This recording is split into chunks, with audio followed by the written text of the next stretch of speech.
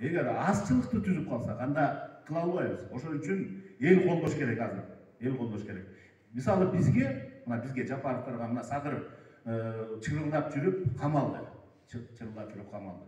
Азыр ал ошол түрмөнү да көрдү. Бардыгын көрдү. Ага эчтегенин кереги жок азыр. Дүйнөнүн да кереги жок. Себеп дегенде ошол жерде жалаң балдар отурат ошол жерде. Адвокат жалдайын десе акчасы жок балдар отурат ошол жерде. Ошолордун баары сызда отурат ошол жерде. Ошолордун баарын көрдү. Жаманында жакшысында көрдү. Биз мурун эле байлыкка кызыккан эмеспиз. Бизде колубузда бар да, мына айылда баары тең билет. Кудайга шүгүр, жардам берчүбүз. Жардам бергенбизди, жардам берип келчүбүз. Мына Түп району менен Ак Суу районун кар басып калганда бир жылы. Ошол жылы кыштай Ак Суунун селхоз техникасын алып барып туруп, техниканы ошол жерге жыйнап, ошол жерден оңдоп алып келип туруп, мына жазында ошол жерге салганбыз. Мына айдап сээп алгыла эртерээк. Кийин эртерээк чаап алгыла деп. Коюм айындагы бербегиле, биги солярканы оптовый баа менен эсептеп берсеңер болду кийин. Азыр күзүндө бергиле андагы деп.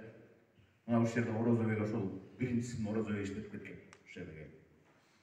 Сервис өчтүрүп бергенбиз.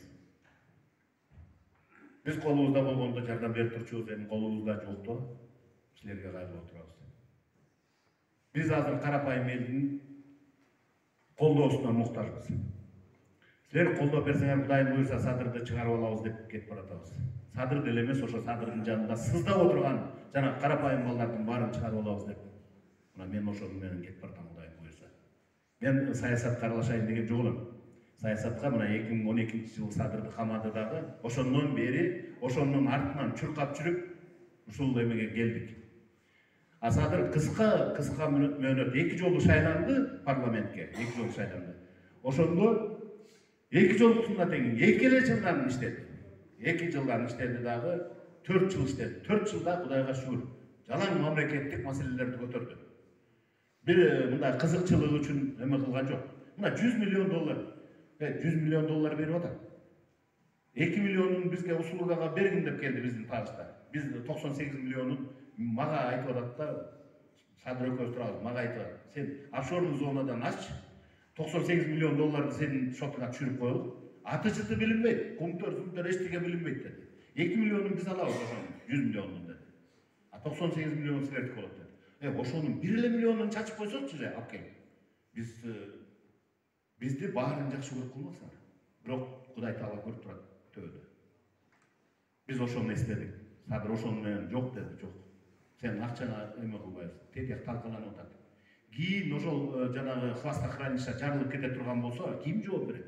Мени айтат эл эртең. Сен барып текшербедиң беле эмне? Ушуну көргөн жоксуңбу деп. Мен урпагымдан урпагыма чейин жаманат сизге деп айтты. Мына эми туугандар ушундай 4-октябрда биздин мекенчилдерди ар бириң мекенчил болуп, мекен үчүн деп бизди колдоп койгула. Биз силердин колдооңорго муктажбыз.